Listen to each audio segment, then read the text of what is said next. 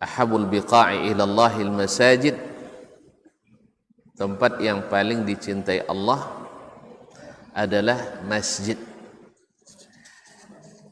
Di majlis yang datang kepadanya seperti jihad fisabilillah, yang duduk di dalamnya mengundang rahmat Allah, mendatangkan as-sakinah,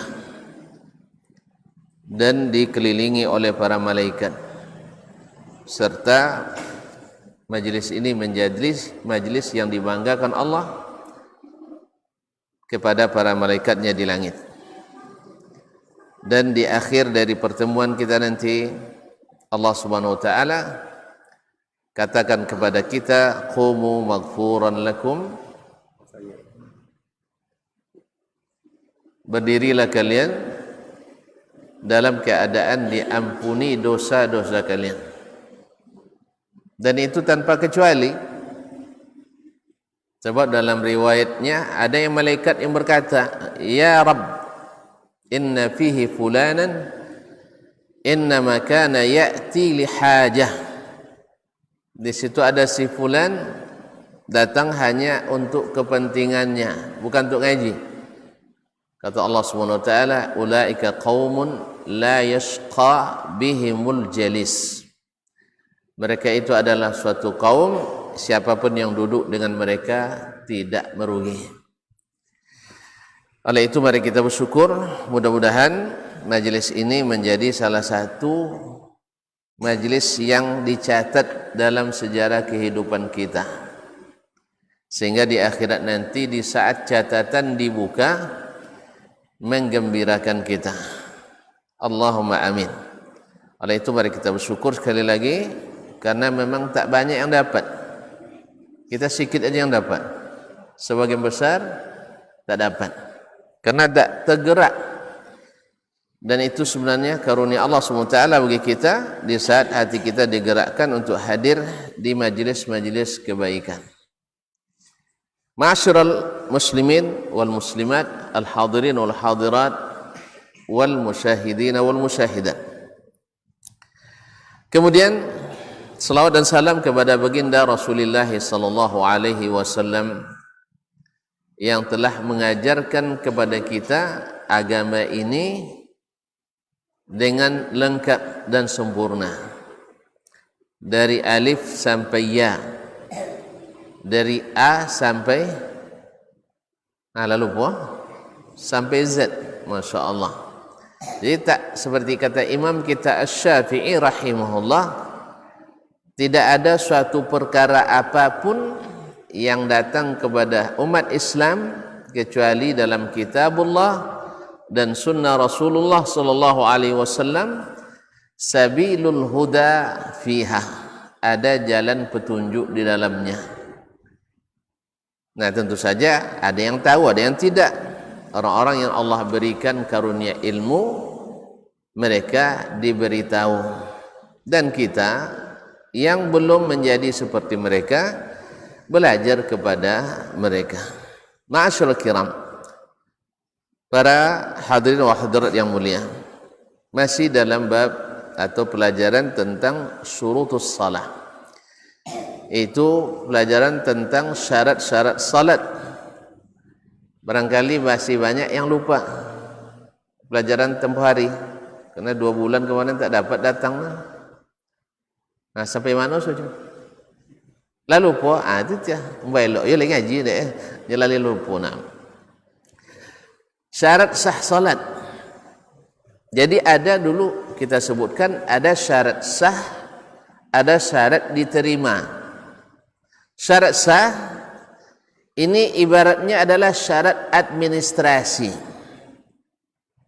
Kalau ibaratnya kita mendaftar jadi PNS atau ASN, apa syarat-syarat administrasinya? Tak pernah masuk. Yang penting harus ada pona lahir, kan ya kan? Akta kelahiran dia, pona sekolah, ijazat dia, leba prestasi, ada transkrip nilai, awak ndak terlibat buat-buat non ndak elok, ada SK CK. Badal yang mu bawa kerja berarti keterangan sehat. Apalah? Abi atau rekomendasi Pak Kepala Desa misalnya dan sebagainya. Kalau di Arab Saudi kan tambah baru rekomendasi dari Imam Musaji. Lepona nampak ke Musaji atau enggak. Kalau siko kan enggak perlu dah. Nya kalau kodok Musaji dicurigai. Kalau di situ enggak. Jadi kamu Musaji itu mesti kalau enggak lulus jadi PNS. Kalau rajin kamu Musaji payah lu payah lulus gaknya. Ustaz jazakallah khair. Jadi gitulah kaum muslimin muslim. Itu namanya syarat administrasi. Administrasi itu wajib. Sebab kalau kurang otomatis tidak lulus. Otomatis tidak lulus. Kalau tidak lulus jalan tidak temu. Jadi itu harus disiapkan sebelum kita masuk ke dalam solat. Nah, kemudian ada namanya nanti syarat diterima. Syarat diterima. Nah, syarat diterima biasa tidak banyak. Tes. Iya. Lolos. Nya adalah lulus tapi tidak lolos. Lah selesai tes tapi tidak ada tes. Aku ke awak tu. Kaum muslimin dan muslimat dirahmati Allah. Tapi dalam ibadah salat syarat lulus F1, syarat diterima ahlan wa sahlan. Syarat diterima adalah mesti ikhlas dan mengikut petunjuk. Kalau bahasa kita sekarangnya mesti ikut SOP dengan loyalitas tinggi. Kayak itu Pak Kades ya? Dengan loyalitas tinggi dan ikut SOP. Niat yang ikhlas tapi juga mesti ikut apa kebanyakan SOP sah? Bos awak enggak sawak dengan ya? Bos uang tapi ikut petunjuk. Seperti apa yang diaturkan itu yang dikerjakan. Ya, enggak ditambah, enggak dikurangi. Itu namanya SOP. Makanya para ulama menyebutkan salah satu bukti syahadataini yang dulu kita pelajari panjang lebar dulu adalah syahadat la ilaha illallah, ibadah tak diberikan kecuali kepada Allah. Kemudian Muhammadur Rasulullah, tidak beribadah kepada Allah kecuali ikut Rasulullah SAW. Kenapa mesti ikut Rasul? Kenapa mesti ikut Rasul? Sebab Zulhikman tidak tahu dia apa yang dikehendaki Allah dalam solatnya. Kecuriduan kan tak jurah? Tak tentu apa yang diinginkan Allah, seperti apa kita salat, kita tak tahu kan? Apa yang diinginkan Allah? Yang tahu siapa? Rasulullah sallallahu alaihi wasallam. Nah, kalau kita menyimpang dari caranya, berarti kita sudah mengira-ngira ada jalan lain selain jalan Nabi sallallahu alaihi wasallam. Dan biasanya perkiraan itu meleset karena Nabi sudah sempurna menyampaikan agama ini kepada kita. Oleh sebab itu disitulah pentingnya kenapa mesti ikut Rasulullah sallallahu alaihi wasallam dalam segala amalan kita, dalam segala keyakinan kita. Karena kita tidak tahu apa yang diinginkan Allah kecuali melalui jalur Rasulullah sallallahu alaihi wasallam. Ma'asyiral karimat al-kiram wal karimat, para hadirin wal hadirat ataupun para musyahidin wal musyahidat dimanapun berada, alhamdulillah kita sudah ambil kemarin syarat-syarat administrasi salat atau syarat-syarat sah salat. Yang pertama kemarin al-Islam. Berarti orang Islam kalau tidak salat boleh kita tegur? Toke tidak salat je. Nah, mereka memang tidak salat dah. Salat pun tidak sah salatnya. Tapi kalau orang Islam tak salat, mesti kita ingatkan, ya mesti kita ajak, ya mesti kita bawa. Nah, kalau orang Islam tak salat kita ingatkan. Tapi kadang-kadang marah pula orang diingatkan. Ya, uruslah di sang, ya kan? Nah, Tapi itulah tantangan, itu adalah pahala kebaikan yang Allah siapkan untuk kita. Kaum muslimin dan muslimat dirahmati Allah SWT. Yang kedua, yaitu mesti al-aqlu. Salat itu diterima dari orang yang berakal. Ini kan syarat sehat mental ini. Syarat mental dan itu harus sehat. Mesti berakal. Dan ukuran berakal ini artinya diukur dengan, disebut juga dengan balik berakal. Balik berakal. Nah, orang yang berakal, sehingga kalau ada orang yang pingsan, jangan dipaksa salat. Orang yang sedang mabuk, tidak mungkin salat. Apalagi orang gila, sekalipun wali. Nah, mana tahu ada wali yang gila pula kan? Nah, ya, makanya tidak wajib salat karena akalnya sudah tidak ada. Ma'asyiral kiram dirahmati. Yang ketiga, kemarin ini yang terakhir yang kita baru selesai, yaitu at-tamyiz. Yaitu at-tamyiz, yaitu mumayyiz. Mumayyiz artinya sudah bisa membedakan mana kiri mana kanan, kata orang. Mana yang baik, mana yang buruk, mana yang berbahaya, mana yang tidak berbahaya. Kalau Allah tentu deh pisau tajam, kalau dikorong ke badan luka, itulah mumayyiz. Lah bisa disuung beli gula, tak cukup beli dah. Apa nomor? So beli gula boleh tahu. Nah, berarti Allah mumayyiz dulu. Kalau boleh zuhur beli gula, semua boleh tahu itu Allah mumayyiz. Tapi kalau sudah bisa membedakan itu, berarti sudah mumayyiz. Beli minyak gal, sudah itu beli minyak makannya, itu Allah mumayyiz. Jelas? Apalagi Nabi sallam biasa tu kau satu itu kau mau puluh. Itulah dia pada mumayyiz lah. Itulah bisa diantar bini tu. Kaum muslimin dan muslimat dirahmati Allah SWT. Tetapi untuk anak-anak, subhanallah, walaupun mereka belum balik, belum berakal, tapi perlu untuk disuruh salat. Karena salat itu memang berat, perlu latihan. Bila mereka sudah bisa menjaga kesucian masjid, maka mesti dibawa ke masjid. Mesti dibawa ke masjid supaya mereka berlatih salat. Nabi katakan muru auladakum bis salati li sab'. Suruh anak kalian salat umur 7 tahun. Patokan 7 tahun ini pada umumnya anak-anak mumayyiz pada umur 7 tahun. Makanya waktu sekolah dulu umur 7 tahun dulu. Apa tahun dah? Lah sampai telingo. Lah jawab telingo di tangan kanan, lah jawab telingo kanan di tangan kiri. Amba dulu ketika masuk sama akak kan, alun jawab lah tak boleh masuk. Nyanam sangat buat itu. Tapi belok orang kalau sampai dah dulu dah tamat jadi. Kaum muslimin dan muslimat dirahmati Allah SWT. Yang keempat, masuk pada asyaratur rabi', syarat yang keempat, yang bersifat administratif, artinya sebelum salat ini harus disiapkan, yaitu raf'ul hadas, yaitu menghilangkan hadas. Menghilangkan hadas, hadas itu hanya bisa dihilangkan satu dengan wudu, dua dengan mandi. Yang pertama namanya hadas kecil, yang kedua namanya hadas besar. Hadas besar, yang hadas besar itu penyebabnya adalah satu, junub. Baik junub karena terjadi di alam nyata ataupun terjadi di alam tidak nyata. Apa contoh alam tidak nyata? Mimpi.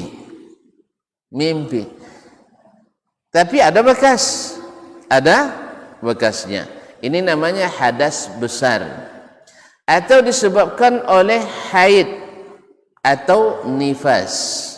Haid dan nifas ini hadas besar dihilangkan dengan mandi.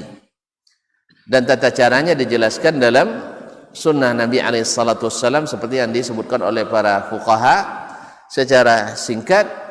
Nabi SAW bila ingin mandi menghilangkan hadas besar, pertama membasuh dulu tempat keluarnya hadas dan najis tersebut.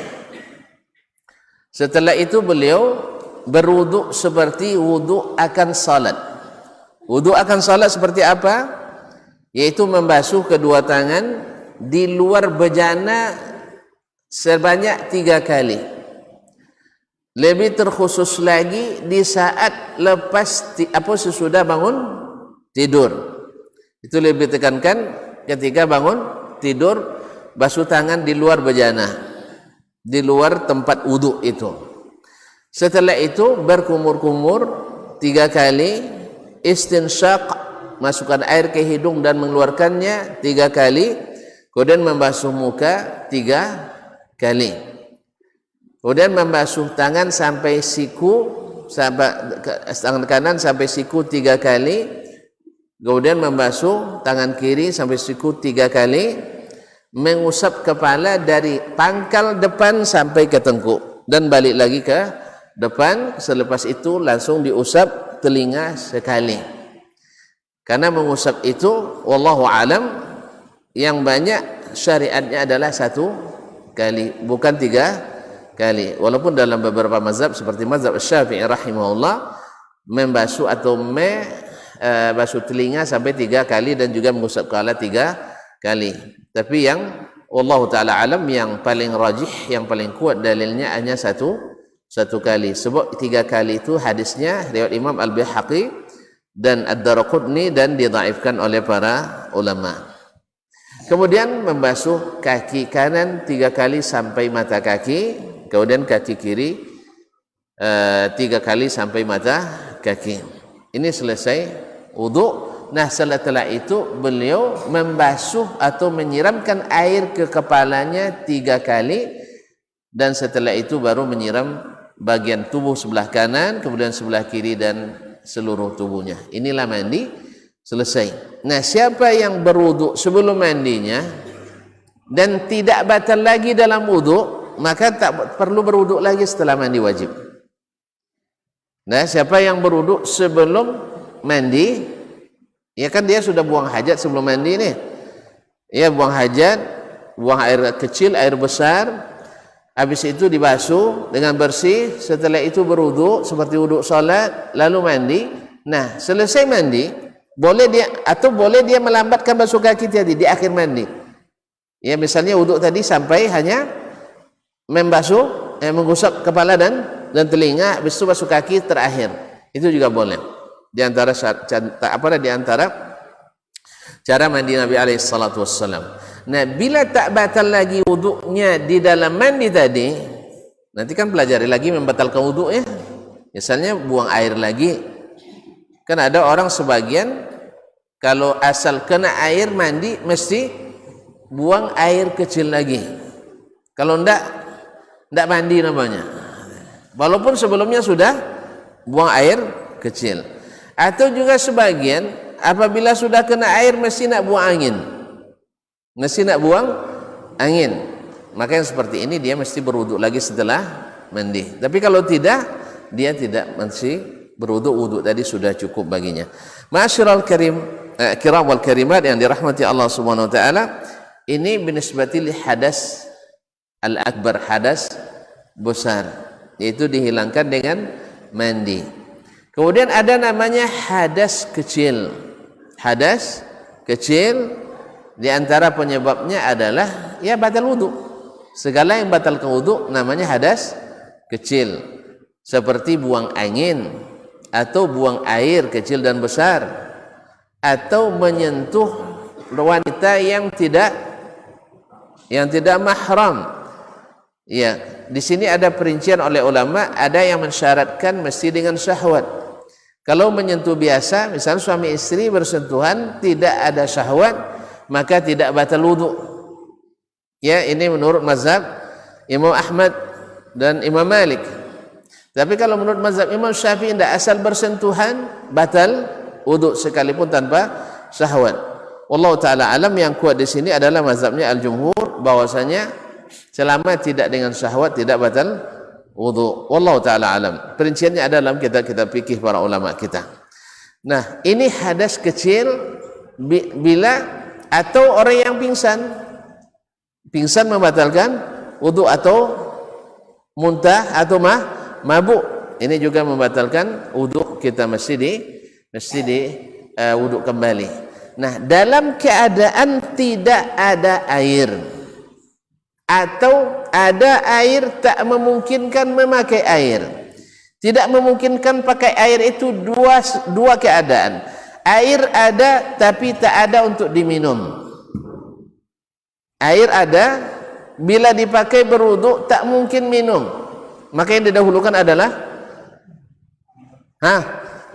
minum atau wudu dulu. Cak lanang mati sudah salat dak apa ndak. Allah Subhanahu wa taala memberikan kita segala kemudahan. Maka agama ini yusrun. Ad-dinu yusrun, kata Nabi SAW. Ma syadda ahadun hadha ad-din illa ghalabah. Tak ada yang berkeras dalam agama ini kecuali dia kalah. Maksudnya apa? Berapa banyak orang yang keras dalam beragama, akhirnya futur, akhirnya berubah jadi orang yang meninggalkan agama. Gara-gara berlaku keras dalam beragama, memaksakan diri. Makanya agama kita adalah yusrun. Nabi SAW, ma khuyyira baina amrayni illa ikhtara aisarahuma. Nabi tak pernah disuruh memilih dua perkara dalam agama ini kecuali dia pilihkan untuk kita yang paling ringan. Yang paling ringan. Makanya di saat Nabi SAW di bulan puasa, semoga Allah sampaikan kita ke bulan puasa yang lebih kurang 2 bulan lagi, InsyaAllah di bulan April akhir ya, awal siap akhirnya ada kaum muslimin dan muslimat dirahmati Allah, awal April, Masya Allah, tabarakallah, semoga Allah sampaikan. Ma'asyarul kiram, Nabi SAW di bulan Ramadan, di saat beliau menjadi imam tarawih, malam pertama ramai, malam kedua lebih ramai, malam ketiga tak muat masjid. Kalau kita malam ketiga semakin lapang ya, enggak. Jadi mereka ramai ikut Nabi SAW. Akhirnya Nabi melihat semangat mereka beribadah sunat ini. Akhirnya Nabi SAW malam selanjutnya tidak keluar lagi, tidak mau jadi imam lah. Apa sebab? Khawatir kalau terlihat semangat kita seperti itu, takut Nabi SAW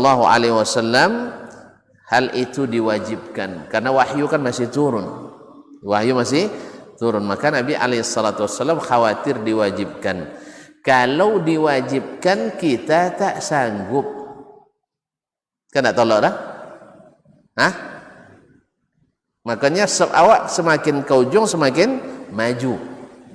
Ya, sebab kita semakin ke ujung semakin maju. Kalau satu-satu biar-biar nyabik contoh iku monciknya. Atau contoh tabu, semakin ke ujung semakin ambau. Naam, Allahumma musta'an. Kaum muslimin dan muslimat dirahmati Allah Subhanahu wa taala. Kemudian Allah SWT jadikan kita yang menjaga kehidupan kita. Bila seandainya air tidak ada kecuali hanya untuk minum sahaja atau untuk makan saja, kalau kita kalau gunakan untuk wuduk, nanti kemungkinan kita tidak dapat air. Kalau tak dapat air, kemungkinan darurat. Nah, oleh sebab itu dibolehkan kita di saat itu tidak berwudu, diganti dengan tayamum, baik hadas besar maupun hadas kecil. Nah, caranya ya, kalau tonton kira-kira caranya gimana? Dulu pernah Umar bin Khattab dan Ammar ibn Yasir radhiyallahu taala anhuma dalam suatu perjalanan, karena diperintahkan Nabi untuk suatu misi dakwah. Dalam perjalanan keduanya mimpi basah, padahal di padang Sahara kok mimpi basah, kaum muslimin dan muslimat. Nah, tiba-tiba keduanya harus mandi junub, tidak ada air. Nah, karena dua-duanya belum dapat ilmunya dari Nabi SAW tentang ganti mandi. Ganti wuduk sudah, ganti mandi belum. Makanya Umar memakai kias, memakai analogi, memakai pikiran kira-kira. Karena mandi beda dengan wuduk, maka dikiranya tayamum juga mesti berbeda. Apa yang dilakukan oleh Umar radhiyallahu taala anhu? Umar radhiyallahu anhu melumuri badannya seluruhnya dengan debu. Liang-liang deh. Dia teh padang pasir tu. Nak lay lumui badan dak debu. Sebagai ganti mandi. Mandi air diganti dengan mandi debu. Itu menurut pikiran. Sedangkan Ammar ibn Yasir, dia tunggu dulu sampai bertemu Rasulullah sallallahu alaihi wasallam. Akhirnya Nabi katakan, Nabi ajarkan, innama kana yakfika an taqula biyadayka hakadha. Fadaraba biyadayhi syarifatain ala turab, thumma nafakha fihima famasaha bihima wajhahu wa kaffaihi. Sebenarnya cukup bagimu, hai Umar, engkau pukulkan kedua tanganmu ke tanah, kemudian engkau hembuskan, setelah itu usap mukamu dan kedua telapak tanganmu masing-masing satu kali. Kalau kali-kali kalau dia mandi lo lihat mandi rabu, makanya mengusap pada umumnya hanya satu kali, tidak 3 kali. Yang namanya mengusap itu biasanya dalam wudu atau mandi satu kali. Ma'asyiral kiram yang dirahmati Allah SWT, akhirnya sejak itu diketahuilah bahwa mandi dan wudu, ganti mandi dan ganti wudu dalam bersuci dengan tayamum caranya sama. Berarti tidak berlaku logika di sini. Makanya agama ini tidak semuanya mesti menyesuaikan dengan logika kita. Tetapi semua syariat itu sesuai dengan logika. Tidak ada yang tidak sesuai. Ada yang bilang tidak sesuai berarti logikanya sedang bermasalah. Bukan tidak usul logika, semuanya logis. Cuman sebagian menganggap tidak logis. Ma'asyiral kiram dirahmati Allah SWT. Jadi menghilangkan hadas adalah syarat yang tidak bisa ditinggalkan agar sah salat kita. Apa dalilnya? Pertama, kaum muslimin dan muslimat dirahmati Allah, Al-Quran Al-Karim, ya ayyuhalladzina amanu idza qumtum ila as-salati faghsilu wujuhakum wa aydiyakum ilal marafiq, ila akhir al-ayah. Hai orang-orang beriman, bila kalian hendak salat maka basuhlah muka kalian, kedua tangan kalian sampai siku, kemudian sapu atau usap kepala, kemudian basuh kaki sampai mata kaki. Jelas? Ini dalil Al-Quranul Karim. Kemudian dari sunnah Nabi SAW banyak sekali dalil tentang menghilangkan hadas dari kita ketika akan salat. Karena tercatat Nabi SAW tidak salat kecuali dengan bersuci. Bahkan ketika beliau sedang salat, tiba-tiba teringat belum bersuci dari junub. Nabi jadi imam nih, kok sampailah cuy jadi imam sok kan? Jadi pas jadi sedang salat, terkadang alun mandi. Apa kata Rasulullah SAW? Ala makanikum atau makanakum, tetap di tempat kalian. Kemudian Nabi SAW pergi mandi dulu. Setelah dia mandi, beliau langsung takbir dan melanjutkan salat. Kalau awak kau payah macam itu ya, suruh jalan gantin, awak maju ya, tegang sang ke depan. Nyawa kau kata dosa tengok batal salat sodoroknya. Kemana doa cuca kau ni kan? Kalau kita kan banyak tak paham tu. Kalau nampak imam hilang diatin sampai kogen. Kalau diatin batal salat lah.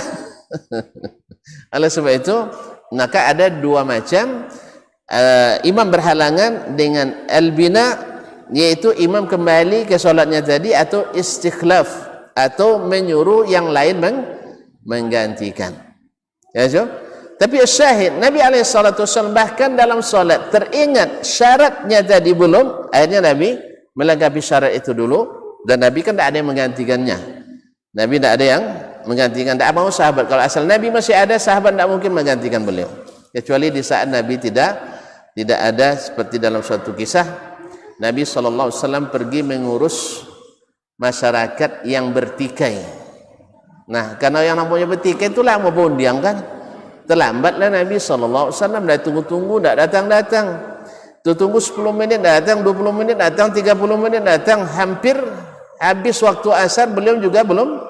Akhirnya mereka karena takut waktu habis dan masuk waktu yang sepertiga terakhir, akhirnya mereka salat. Dan saat itu Nabi datang alaihi salatu wassalam dan terlambat. Melihat itu Abdurrahman yang jadi imam, Abdurrahman bin Auf, ingin mundur ke belakang, tapi Nabi katakan jangan, teruskan. Akhirnya Nabi jadi makmum. Jadi kalau ada yang bertanya nanti, Nabi pernah jadi makmum? Pernah. Jalannya Nabi pernah solat terlambat? Pernah. Tapi tak itu kau jati air salah paham dulu lah. Artinya bagaimana sunnahnya kalau terlambat? Nabi pernah juga menjadi masbuk karena ada kepentingan tadi. Ya, kepentingan tadi. Beliau mengira akan ditunggu oleh jemaah karena biasanya memang Nabi dinantikan oleh para sahabat. Ma'asyiral kiram dirahmati Allah Subhanahu wa taala. Nah, Nabi alaihi salatu wassalam tetap bersuci sebelum di saat walaupun sudah dalam salat. Qala faman kemudian hadis Nabi alaihi salatu wassalam yang diriwayatkan oleh Imam Muslim dari Ibnu Umar, la tuqbalu salatun bighairi tuhur. Salat tidak akan diterima tanpa bersuci. Salat tidak diterima tanpa bersuci. Dan bersuci dalam Islam itu terbagi dua, suci hadas, suci najis. Suci dari hadas, suci dari najis. Dan suci dari hadas terbagi dua, yaitu hadas besar, hadas kecil. Menghilangkan hadas besar bisa dengan salah satu dari dua cara, mandi atau tayamum. Kemudian hadas kecil juga dengan wudu atau tayamum. Nah, tinggal lagi pembahasan nanti tentang menghilangkan najis. Kita sekarang sedang menghilangkan hadas. Hadas itu sifatnya maknawi, artinya tidak bisa ditengok. Mana hadas saja tidak ada orang. Ya, hadas itu adalah makna yang ada pada diri seorang. Bila dia mengerjakan ini, berarti dia dalam keadaan berhadas. Mana bukti hadas itu? Tak ada bukti fisiknya lah. Jelas ya? Nah, orang hadas itu tidak ada pada badannya hadas itu. Tapi kalau najis ada. Najis itu bisa deteksi dengan bau, bisa dideteksi dengan bentuk, warna, bisa deteksi dengan rasa. Tapi rasa kok jangan mencoba dunia. Iya, lihat ada najis dijilek tak ada. Tapi kalau seandainya bau ada. Ada cerita walau mandi sudah payapo, sudah bekojo, sudah motong, sudah itu mandi basabun basampo dia di sungai Kampur. Sudah itu lah sudah mandi awal nawu je baun lenya. Siapa nu baun ganya? Kau nyangkut di kumis kau nyangkut di kumisnya baun tu. Dicek lain tak ada, tapi ternyata di kumis nyangkut setitik. Kalau di kumis nyangkut tak apa baun tu itu. Jadi kaum muslimin dan muslimat dirahmati Allah. Taib, menghilangkan hadas kecil juga dengan salah satu dua cara, wudu atau tayamum, yang disebutkan oleh para ulama di dalam bab-babnya. Ma'asyiral kiram dirahmati Allah Subhanahu wa taala. Kemudian masuk pada syarat yang kelima. Ya. Tapi waktu masih ada waktu saya? Insyaallah, masih panjang. Masih panjang kan? Alhamdulillah. Kalau mau jual lele panjang waktunya, kalau tempat-tempat lain tu pendek waktu. Apa jangan? Psikolog ngaji tu, Mat. Ma'asyiral kiram dirahmati Allah. Asyartul khamis, syarat yang kelima, izalatun najasah. Makanya sebenarnya dalam bahasa Arab istilahnya berbeda. Kalau hadas, raf'ul hadas, itu mengangkat hadas, karena tidak ada yang dihilangkan lah. Tapi kalau najis, izalatu an-najasah, menghilangkan najis. Ai minal buq'ati allati yusalla 'alaiha, yaitu dari tempat kita salat. Tempatnya harus bersih dari najis. Kalau hadas, musajid itu berhadas ada? Tidak ada kan? Ya. Tapi kalau najis ada di tempat kadang. Dari tempat salat, baik lantainya atau sajadahnya atau tikarnya harus bersih dari najis. Wa minas thiyab, demikian pula dari pakaian yang dipakai mesti bersih dari najis. Oleh itu khususnya kita yang musafir mesti berhati-hati betul, apalagi yang pakai WCKT, konceng toga. Adanya dah. Kan banyak non konceng yang WC dinding. Kan tuh WC dinding? WC dinding. Itu rata-rata memercik ke kain itu. Rata-rata mantiang ke celana kita. Oleh sebab itu di samping tidak beradab atau kurang adab, karena yang sebelah nampak. Tidak perlu ngintip nampak. Walaupun sesama laki-laki, aurat tidak boleh diperlihatkan. Makanya kalau memang tidak darurat sekali, sebaiknya kita orang Islam tidak menggunakan yang seperti itu.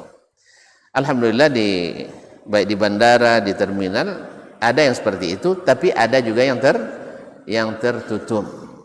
Cuma saya yang tertutup kodok lo tidak siram, tidak kawan itu masalah kadang ya Allah Ustaz. Nya pas di situ berhematnya. Pas wuduk mereka canda yusawo dia pakai dah. Harusnya berwuduk itu sedikit airnya. Tapi kalau nyiram WC banyak. Kalau nyiram WC setengah golek dipakainya. Tapi wuduk sember pocah. Allah musta'an. Terbalik. Kalau WC itu harus disiram banyak. Kalau wuduk cukup seadanya. Kalau Nabi alaihissalam sagolek bisa wuduk. Ya, sekolah itu bisa wuduk, satu mud wuduknya. Kalau seekor bisa mandi, lebih bisa. Itu dia. Jadi kaum muslimin dan muslimat, kalau wuduk berhemat, mandi berhemat, tapi kalau nyiram WC, sampai hilang bekasnya, sampai hilang baunya. Sebab kaum muslimin kalau sempat lambat disiram, khususnya yang yang air besar. Tu kalau lambat disiram, dah mau hilang dah. Lah condo bahan coba untuk buat lah condo serbu keramik je lah. Cuman warna tak tentu lah. Jelas sebab itu harus bersih betul.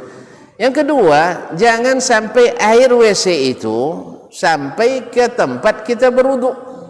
Sampai tempat berwuduk, dia khawatir kaki bagi yang nyiram sedikit-sedikit akan lengket air najis di kaki kita setelah berwuduk. Makanya buat WC selalu, kalau saya ingatkan khususnya di lembaga-lembaga yang saya pimpin, saluran air pembuangan jangan dekat pintu. Karena WC di kita relatif tersumbat. Apa sebab? Terompa masuk, berlumpuh. Kemudian sampah kadang okok kita ni situ tersumbat. Nah, kadang-kadang air yang memercik itu keluar dari klosetnya, kemudian setelah itu ke lantai. Yang hemat air nyiram tadi, terbayangnya sagoleko jadi nyiram tu airnya. Tu antu tapijak sudah itu tabuh ke lantai tempat berwudu. Ini juga berbahaya bagi kebersihan wudu kita. Oleh itu makanya di tempat-tempat yang seperti ini, maka diminta pada jemaah untuk rajin menyiram dengan air yang banyak. Ya, dengan air yang banyak. Kau takut musajid tidak ada buayu tang rumah. Nah. Jadi dari tempat pakaian wa minal badan, dan dari badan. Nah, dari badan itu apa maksudnya? Yang di luar. Ya, ada sebagian tu, mohon maaf, ada sebagian yang kajinya sangat mendalam sehingga najis dalam pun tak dikompresor dah. Paham tak? tidak dibolehkan seseorang berlebihan dalam masalah ini. Sebab di zaman Nabi sallallahu alaihi wasallam, kalaulah dibolehkan istinja dengan menggunakan batu, istinja kan boleh menggunakan batu, ya. Kalau tidak ada air boleh dengan batu. Batu mesti ada, mesti ada yang tidak ini kan. Jadi oleh kaum muslimin dan muslimat tidak perlu terlalu pakai, jangan pakai camin lama nengok bekaleh, naudzubillah. Yang penting kalau rasanya tidak ada bekasnya lagi, tidak ada baunya lagi, maka sudah cukup. Jangan kadang-kadang ya harus yang di dalam, ada yang mau tengok bodoh ya, dibuka kelopak mata aja mereka. Apa sebab? Takut ada cik mata di dalam. Ini tidak ada dianjurkan dan tidak dicontohkan dan tidak diperintahkan, bahkan dilarang oleh Nabi sallallahu alaihi wasallam kita gulu dalam masalah ini. Wudu bosurnya wudu hidung babet-babet tunggu. Kok bisa gak pakai obeng lu manculik ke cukirnya? Naudzubillah. Ya kasihan kita melihat orang ini was-was akibat berlebihan. Ini tidak dibenarkan. Kalau seandainya harus hilang semua najis, berarti lambung kita harus dikompresor, harus keluar semuanya. Ini tidak mungkin. Yang dimaksud adalah najis yang terjangkau oleh tangan kita. Jelas? Jangan pakai pompa atau siku soleh. Jangan. Tidak jadi solat kita nanti gara-gara itu. Jadi yang ada pada tempat, pada pakaian dan pada badan. Nah, ma'asyiral kiram dirahmati Allah Subhanahu wa taala. Allah Subhanahu wa taala berfirman, "Wa thiyabaka fatahhir." Dan pakaianmu maka bersihkanlah. Kemudian hukum asalnya taharah itu dengan air juga. Hukum asalnya pakai air karena air lebih membersihkan. Wa ja'alna minal subhanallah wa anzalna minas sama'i ma'an tahura. Kami turunkan dari langit air yang suci dan mensucikan. Nah, bila najis itu ada di tanah, artinya masjid kita mungkin masih dari tanah seperti zaman Nabi alaihi salatu wassalam. Azan tadi? Azan dulu nah. Udah lain mandang Pak. Nah.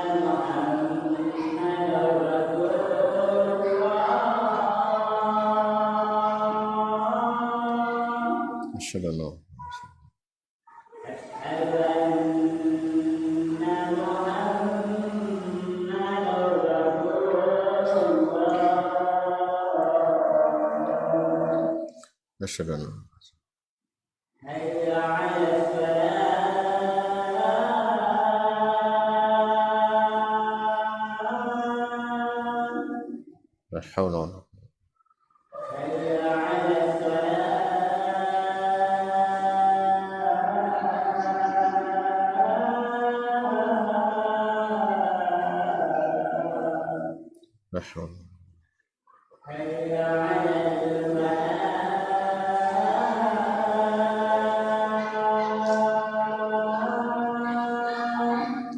Masya Allah.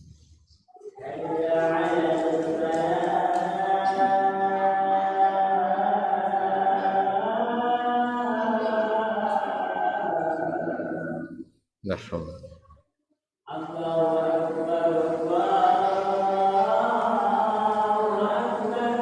Allah.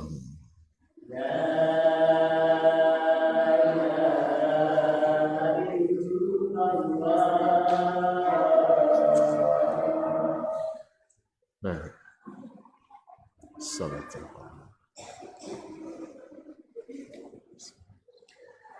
Kaum muslimin dan muslimat rahimanillah wa iyyakum.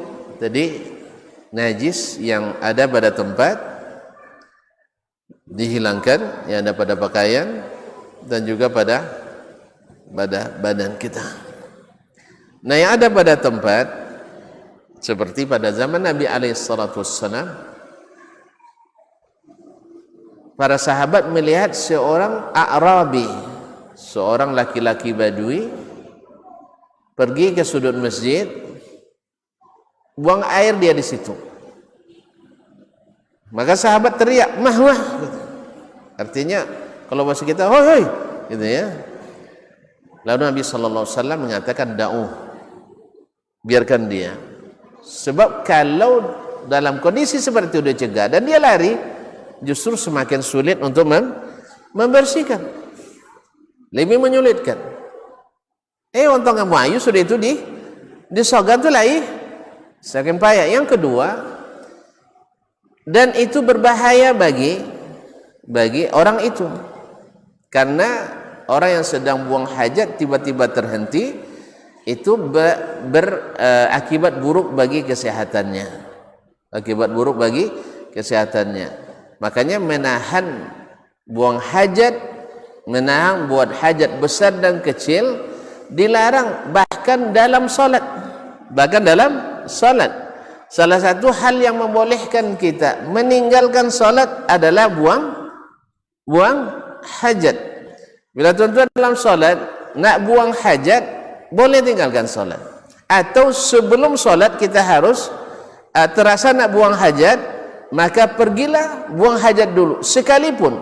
Sekalipun misalnya karena lama atau karena solat yang terlalu singkat, kan ada dua sebab tu, lama buang hajat atau karena solat yang terlalu singkat. Dua-duanya terjadi, dia juga lama dan yang kedua solatnya terlalu pendek misalnya, tidak sempat dia jemaah. Ini uzur syar'i, jangankan hajat keluar, hajat masuk pun. Ini kan hajat ada dua tu, ada hajat masuk, ada hajat masuk apa? Makan, minum. Kalau sempat kita terhidang makanan, tiba-tiba azan dan qamat pula langsung, azan dan qamat langsung pula, maka makan aja dulu, santai aja makan, karena ini adalah uzur syar'i. Nabi katakan idza uqimatis shalah wa hadara al-asha fabda'u bil asha. Apabila salat didirikan dan makanan sudah dihidangkan, maka mulailah makan dulu, baru salat. Cuman ada dalam satu keadaan, barangkali kita kadang-kadang gara-gara makan salat tak didirikan, kan ada loh. Ini mohon maaf, jadi konteksnya bila makan dulu baru salat, tapi dengan catatan habis itu salat bersama gitu. Tapi kalau seandainya tidak ada orang sholat setelah itu, kita tertinggal sendiri, kita masih belum terlalu lapar, kita pergi sholat dulu. Sebab apa? Karena kalau ditinggalkan jemaah nanti, yang ini tak ada yang jemaah satu pun. Apalagi kalau boleh nombor. Apalagi boleh. Beko kalau telah jam apa, awak nak pergi sholat, tak ada kawan pergi sholat. Nah saat itu kita pergi sholat dulu. Kecuali memang tak tahan lah nayuklah semlambung, itu lain hal. Nah, dan ini prakteknya langsung oleh sahabat seperti Abdullah bin Umar radhiyallahu anhu Ketika beliau mau makan, tiba-tiba orang qamat, dia makan sampai akhir selesai solat, beliau solat sendiri. Ini pemahaman sahabat Nabi alaihi salatu radhiyallahu taala anhum ajmain. Kaum muslimin dan muslimat dirahmati Allah. Nah, tadi yang buang hajat tadi di masjid Nabi, buang air kecil di masjid Nabi sallallahu alaihi wasallam, bila hajat kecil dan lantai masjid baru berupa tanah, maka Nabi menyuruh menyiramkan ke atasnya air sekira-kira zanuban minal ma, yaitu zanub itu adalah seember atau segayung air lah lebih kurang yang cukup untuk berwudu. Maka diserahkan air ke situ, kira-kira hilanglah jatuh atau mengalir ke bawah tanah tersebut mengalir ke bawah najis buang hajat tadi. Jadi cukup disiramkan. Kalau lantainya lantai tanah. Ini artinya apa? Bila suatu tempat misalnya, ini kan diambil dari sini. Bila suatu tempat di situ ada terkubur najis misalnya, lalu kita sholat di atasnya, di atas tanah yang bersih, mesti kita gali? Mesti? Ya enggak. Sah sholat? Sah sholat. Nah, karena kita tidak di atas najis. Atau kita sholat di atas, di bawahnya WC, septic tank. Mesti pindah lomar ya? Nah, jadi oleh itu kaum muslimin dan muslimat dirahmati Allah, yaitu najis yang berkaitan langsung dengan kita.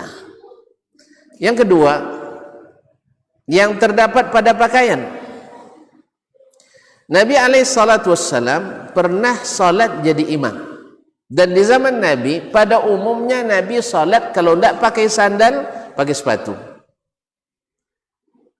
Kalau buat kini TK udah cabut. Sebab memang waktu itu kaum muslimin dan muslimat, pertama masjidnya dari tanah. Yang kedua, kalau musim dingin luar biasa dinginnya. Kalau musim panas, luar biasa pula panasnya. Oleh sebab itu mereka salat kadang-kadang tidak pakai pakai sepatu dan sandal. Yang kedua, ada maksud yang lebih dari itu, yaitu Nabi ingin tampil beda dengan orang agama lain, yaitu sallu fi ni'alikum fa innal yahuda la yusalluna fi ni'alihim. Salatlah kalian menggunakan sendal-sendal kalian. Apa sebab? Supaya berbeda dengan orang Yahudi, karena mereka tidak pakai sandal ketika salat. Ini hukum asalnya.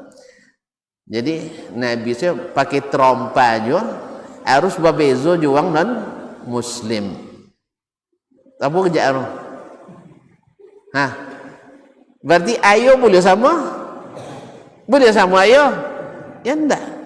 Raya mereka. Ibadah mereka. Keyakinan mereka. Kita wajib berbeda dengan orang agama yang bukan Islam. Walaupun Yahudi itu aslinya kan juga Islam, cuman dirubah oleh mereka sehingga menjadi agama Yahudi. Nasrani itu juga aslinya Islam, sebab sama dengan yang mengutus Nabi Musa dengan yang mengutus Nabi Muhammad sama. Dan Allah katakan inna dina indallahil Islam. Tapi mereka rubah sehingga menjadi agama Yahudi, agama Nasrani. Jelas asalnya Islam. Nah, umat Islam hari ini pun dah pada pula nak merubah-rubah pula agamanya.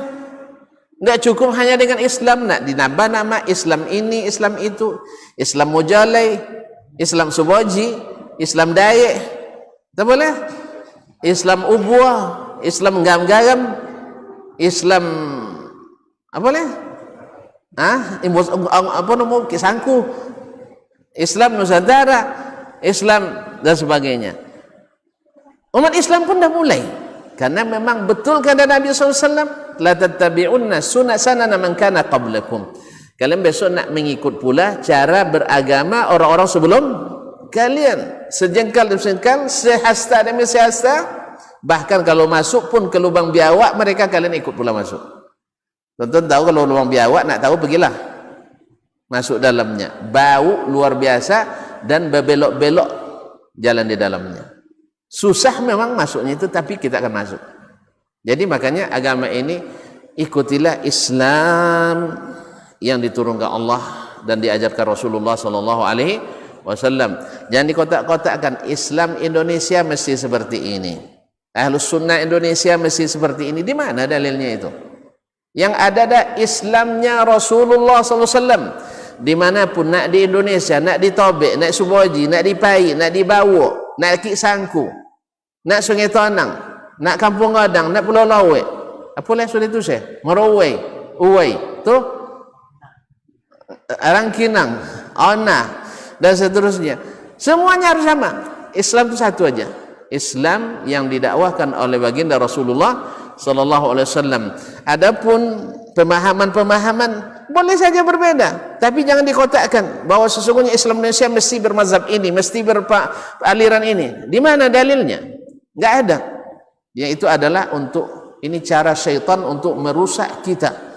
Sehingga kalau berbeda dengan kita keluar dari kalau keluar beda dengan kita keluar dari Islam, berbahaya ini kaum muslimin. Oh, yang apa mazhab? Syafi'i berarti tidak ahli sunnah. Hanafi berarti tidak ahli sunnah. Abu Akidang Wahabi berarti tidak ahli sunnah. Subhanallah. Kaum muslimin dan muslimat dirahmati Allah.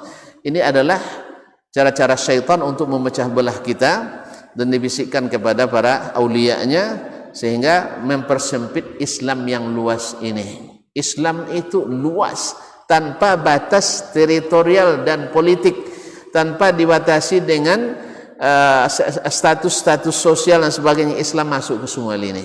Islam yang seperti didakwakan oleh baginda Rasulullah sallallahu alaihi wasallam.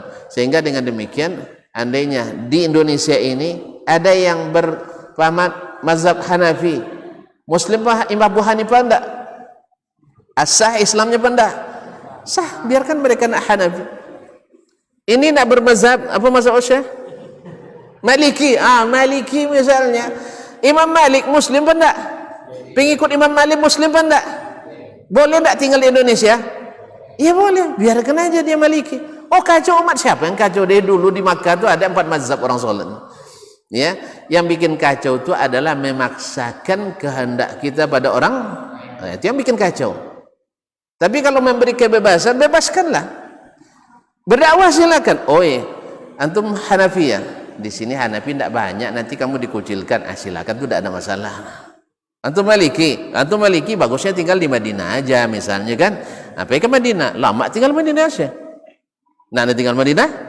Ya, salat di Masjid Nabawi lah, biasa ibu kali salat. Kalau salat di Masjid Salam kan tinggal seperampek gini. Lama hayalam salat ke kan. Iya, kaum muslimin dan muslimat dirahmati Allah. Jelas? Jadi Islam itu luas. Tak dibatasi dengan Nusantara, tak dibatasi dengan benua Afrika, tak dibatasi dengan Amerika. Islam itu semuanya harus mengacu kepada kitabullah dan sunnah Rasulullah sallallahu alaihi wasallam. Soal nak berbeda pemahamannya, ya, selama masih ikut koridor dalil dan ikut tak keluar dari mazhabnya kaum muslimin, insyaallah diakomodir. Cuman berdakwah, ini untungnya 10, inti untungnya 50. Lalu kita katakan, cuba gale ke sebut salam, untung 10.000 sainya. Tapi kalau gale ten dipokan 1 juta sai, itu tak boleh sampai dah. Tak boleh sampai. Lagi kan?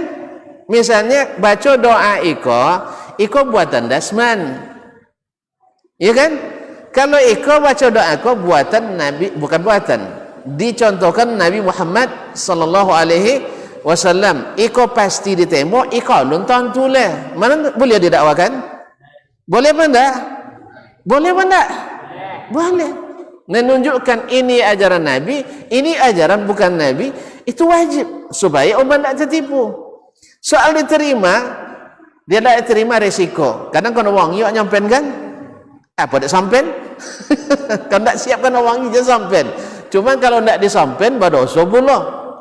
Sebab Allah Nabi katakan, ayyuma rajulin atahu Allahu ilman fakatamahu aljamahu Allahu yawmal qiyamati bilijami min nar. Barang siapa yang Allah beri ilmu lalu dia sembunyikan dan itu harus disampaikan, kecuali yang tak boleh sampaikan, okeylah, dan wajib disampaikan lalu yang tak sampaikan, maka hari kiamat dikekang mulutnya dengan api neraka. Kira-kira mana nak mau disabut doang koye kaji daripada nanti dikekang dengan api. Mana sanang? Hah? Mana sanang? Amo sampen le. Kan sampen lo elok jen ngiwangi, jen paso-paso. Gitu ya. Sampen le elok jen ngiwangi, jen paso, apalagi memfitnah. Itu fitnah itu lebih bahaya. Pokoknya asal tak sama kaji jawab, itu sosek. Tak ada kita gitu. Yang kita bilang adalah kalau keluar dari kitab dan sunnah, keluar dari kitab dan sunnah tersesat. Yang bilang itu Allah dan Rasul, bukan kita.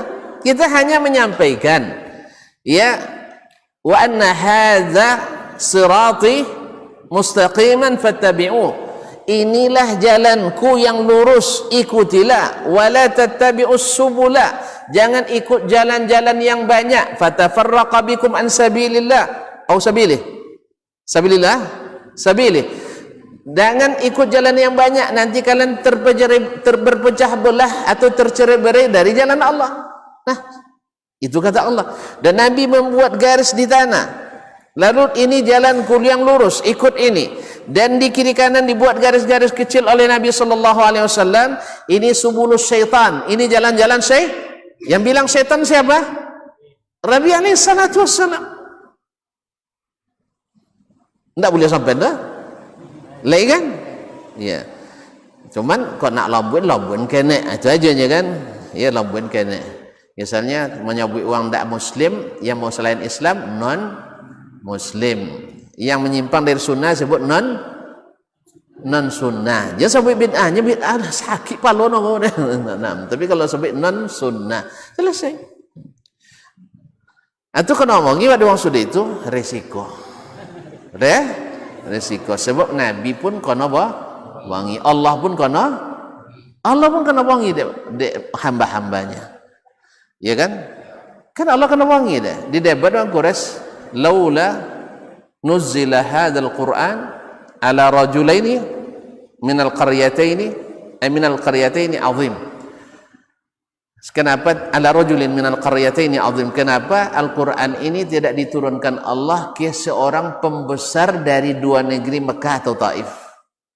Kan wangi kalau Ta'ala. Apa dek ke Muhammad? Ini kenek bau. Kan ada orang lebih senior padanya.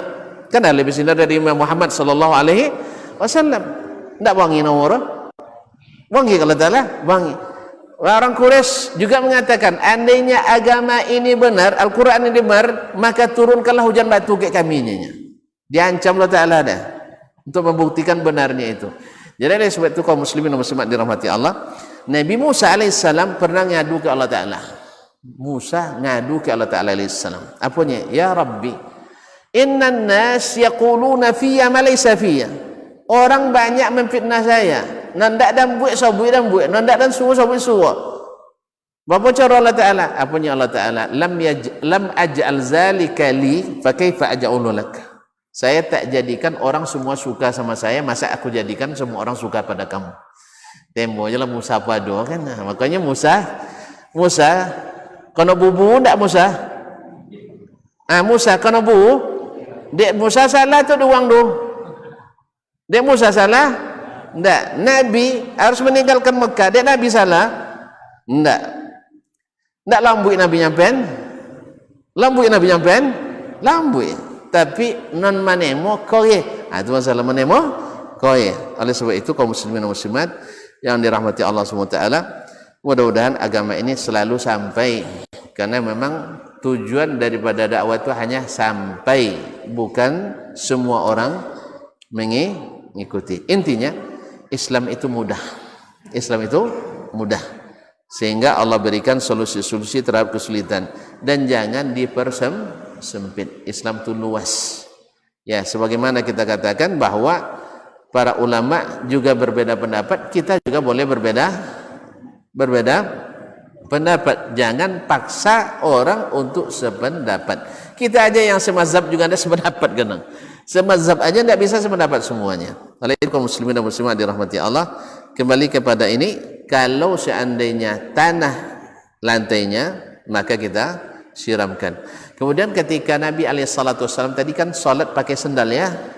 Nah, ketika Nabi sedang salat, tiba-tiba Nabi membuka sandalnya sebelah, dibuka kedua-duanya karena tidak boleh pakai sandal satu.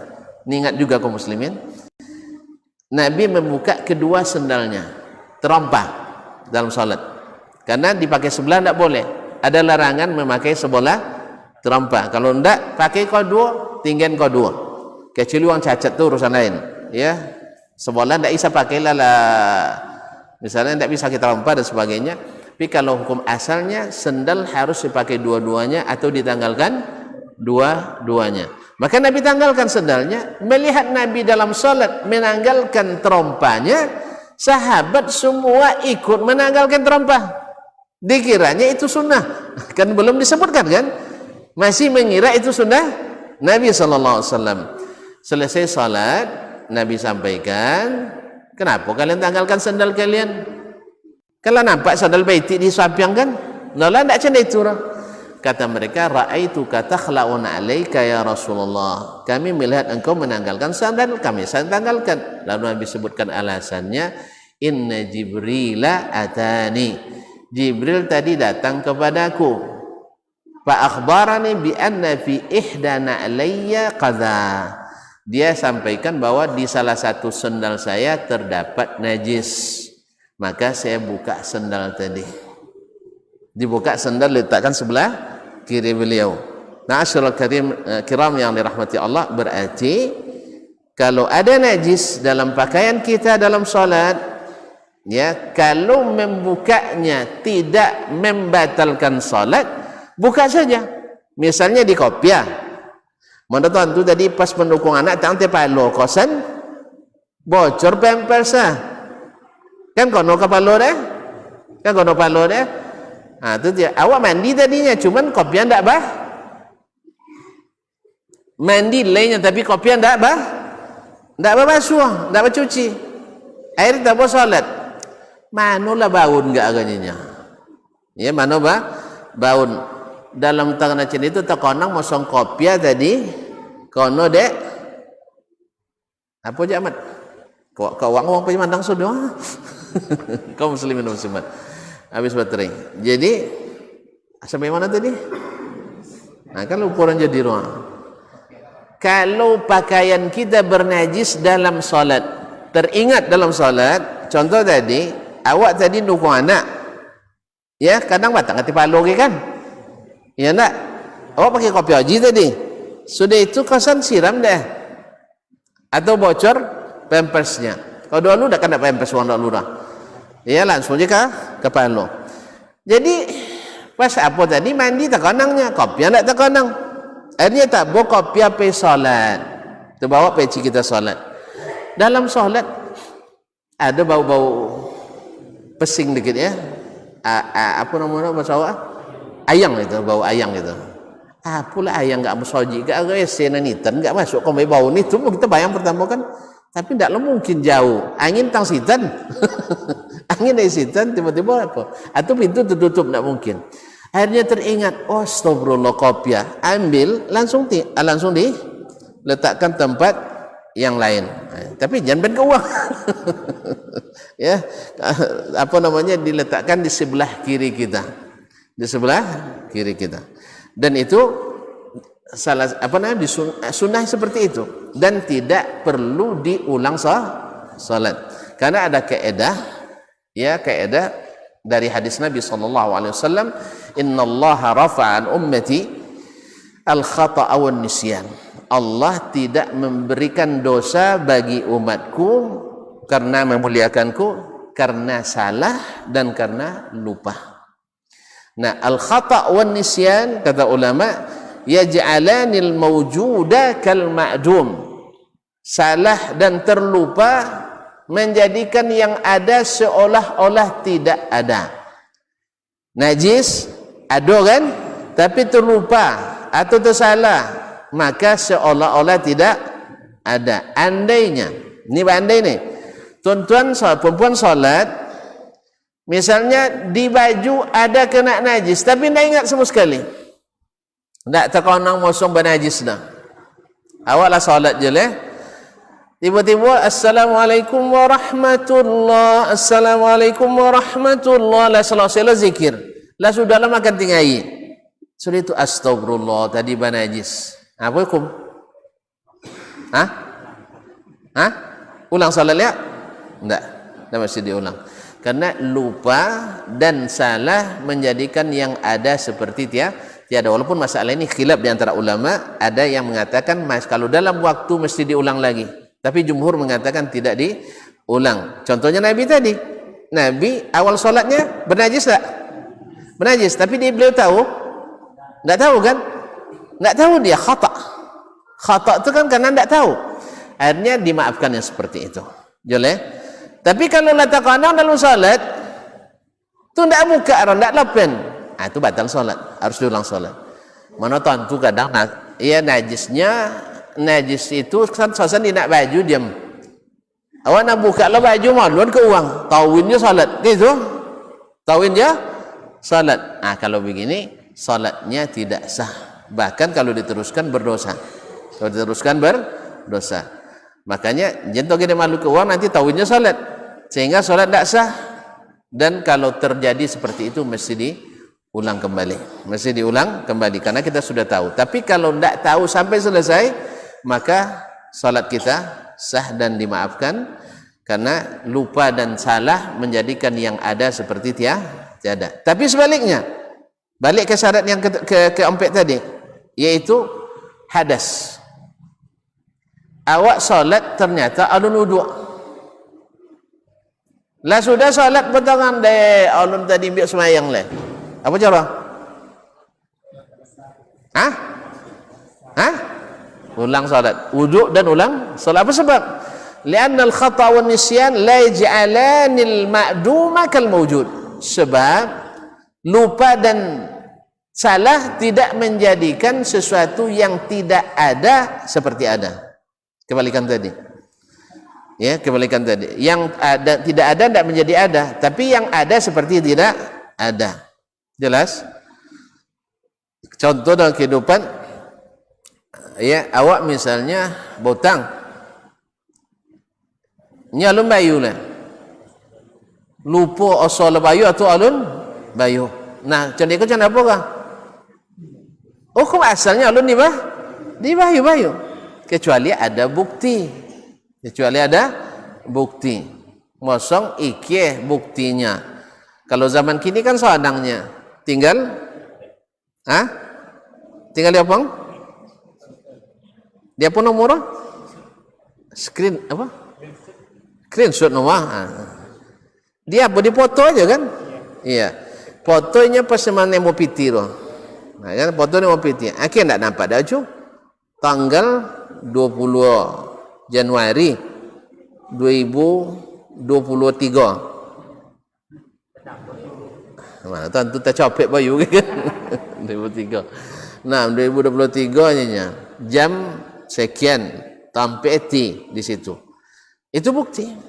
Nah, kalau ada bukti kan enggak lah. Tapi kalau seandainya tak ada bukti, maka hukum kembali ke hukum asal tadi. Hukum asal tidak suci.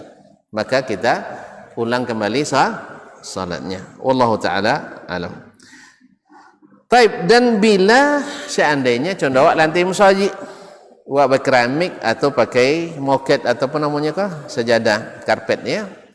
Kalau begitu, ikut disosamunya. Iya kan?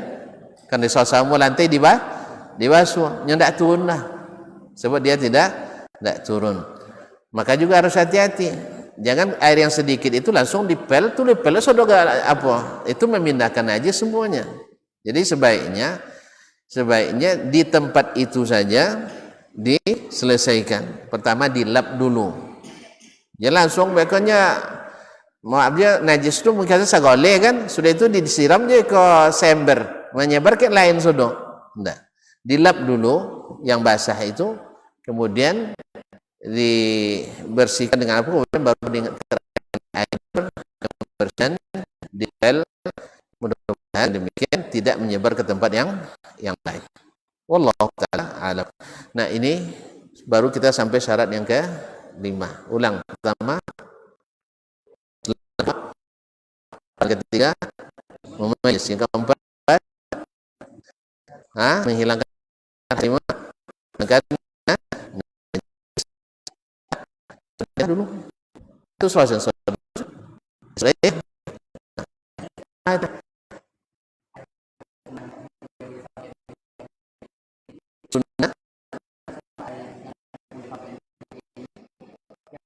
kalau sampai masuknya misalnya tentang ya tentang yang akan terjadi ya, barangkali ada untuk menyampaikannya, tidak pas waktu untuk menyampaikannya. Misalnya cenekong kan bil misal yattadihul maqal min Arab. Ada seorang kepala suku di Afrika, beliau tu juga merangkap bupati. Ini kalau di Afrika tu kepala suku lebih tinggi pada wali desa lah, lebih tinggi pada bupati lah. Taat uang tu pada taat ke kepala suku pada bupatinya. Akhirnya bupati loro masuk Islam. Masuk Islam. Sudah itu dia orang godang, dibuatlah acara godang. Istilah boleh lah tiba. Untuk mengucapkan syahadat tu dihadirkanlah jemaahnya. Anggota sukunya aja 30,000 orang. Lebih. Kan godang suku tu tak? Awak kalau buat acara misalnya suku awak, suku Domo misalnya, terkumpul 30,000. Tak ada kan? 30 apa ya kadang ya? Baik. 30,000 orang kumpul. Dihadirkanlah pejabat dari negara sahabat, ada juga waktu itu utusan dari kedutaan besar Arab Saudi, ada syekh dari Mekah dan sebagainya. Menengok itu, menengok orang banyak tu, isaunya jadi. Kalau masuk Islam, dan dianggap dan sebagai pimpinannya lah tu tidak. Dia ditetapkannya. Heraklius kan itu juga kan? Latontu Muhammad betul olehnya dengan cerita disampaikan oleh Abu Sufyan. Tapi ketika dia lihat para pembesar agamanya mereka Nasrani dan para panglimanya tidak siap untuk masuk Islam, akhirnya dia mengurungkan diri, tidak jadi masuk Islam. Kembali yang tadi, takutnya akhirnya masuk ke luar dalam 2 jam lalu keluar acara nak mulai lah lewat 2 jam. Akhirnya tanya Syekh, waktu itu yang hadir ada Dr. Muhammad Babul Karim Al-Khudair, beliau yang ceritakan langsung ke kami dalam acara. Jadi beliau hadir dan langsung menceritakan, tanya ke kemanakannya ini opang tadi sebenarnya dalam apa dia tidak kalau inyo agu jadi tidak jadi bisa syahadat ikon. Apa sebab nengok orang banyak ke? Nengok orang banyak. Akhirnya saya bisikkan ke kemanakannya itu, tolong sabun ke apang tu. Kalau jadinya masuk Islam mereka akan dan baik akan saya berikan dia hadiah, 3 hadiah. 1 haji dan umroh gratis inyo sekeluarga. Tanggung-tanggung. Nah, yang kedua, Allah akan bertemukannya dengan gubernur Mekah.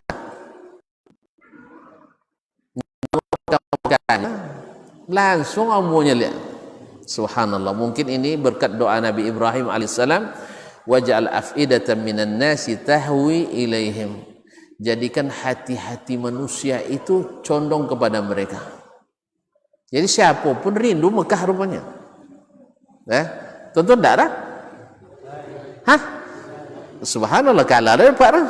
Nah, rindu Mekah. Akhirnya kalurnya langsung syahadat. Dango dapat PKM ke Mekah sini. Subhanallah. Nah, tentu setelah syahadat biasanya orang tu ya berpesta lah. Akhirnya keluarlah grup penari. Penari tu. Sawir Syekh, wallahi ma ra'aitu raqsan abda min zalik. Saya tidak pernah melihat tarian yang lebih dahsyat dari tarian itu. Semuanya laki-laki. Tahu nggak laki-laki tu?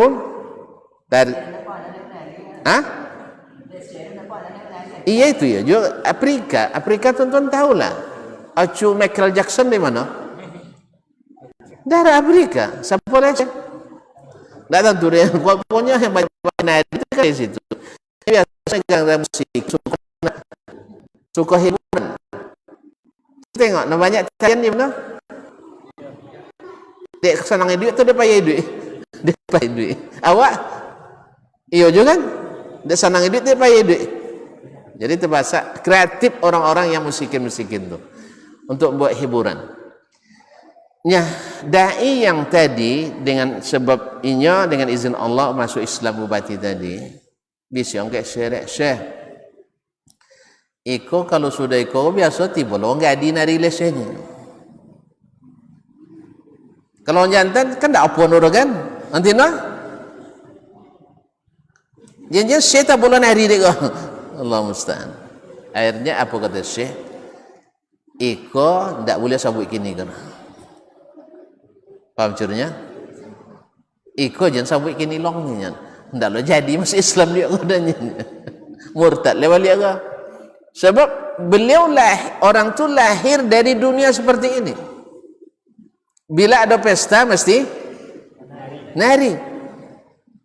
Paham cernya? Alah, iko Allah boleh sabut kini lah. Sampailah mantap Islamnya nanti. Jelas? Jadi ada hal-hal yang belum waktunya disampaikan. Ya sampaikan dulu. Kalau lainnya pernah terjadi di Saudi, di Damam, ada para teknisi dari Korea 8 orang senior itu bekerja di Aramco, di perusahaan minyak. Masuk Islam 8 orang. Banyak kan? Kamu saja itu syahadat. Tiba-tiba ada anak bujang semangat dan tak tahu cara berdakwah. Nengok mata-mata sipit, kan sipit orang tu. Pastikan kalau sipit orang kapiunnya kan. Tanya nek ikau lah bersunat nganya. Bobo kamu saji. Mana ngomong ibu-ibu tadi? Antum menarik perhatian bagi yang balapan tadi apa nyedunya. Nampak terjemah bahasa Inggris tidak terlalu apa-apa lah. Sabuin dia tuan-tuan lah lomba sunat lehnya. Apa dia kamu saji bonya. Nya apa sunat dunia. Di jalan dia bahasa-bahasa tidak bahasa halus, bahasa kasar kan. Ambil guntiang dikoreknya. Onde. Akhirnya tidak jadi masuk Islam. Itu contoh cuy ya. Jadi ada yang harus didalun, ada yang dikudiankan. Tak mau serantak saudara. Jadi ada hal-hal yang kalau syahadat hilang kan hilang sodo. Tapi kalau nari je kan hilang saudara. Baginya mungkin Allah berdosa leh. Awak janji dia tindak dulu. Kalau dah habis, kalau dah habis. Saya berangsur dia buku kajian. Akhirnya ketahui sendiri bahwa komitmen la ilaha illallah meninggalkan segala maksiat, khususnya maksiat dalam keyakinan. Alah, tambah jule. Ya, lah pahamnya kan? Nah, terima kasih dan mohon maaf. Jangan tambah tanya oleh tambah panjang. Baik, subhanakallah bihamdik. Asyhadu an la ilaha illa anta astaghfiruka wa atubu ilaik. Terima kasih dan mohon maaf. Wassalamualaikum warahmatullahi wabarakatuh.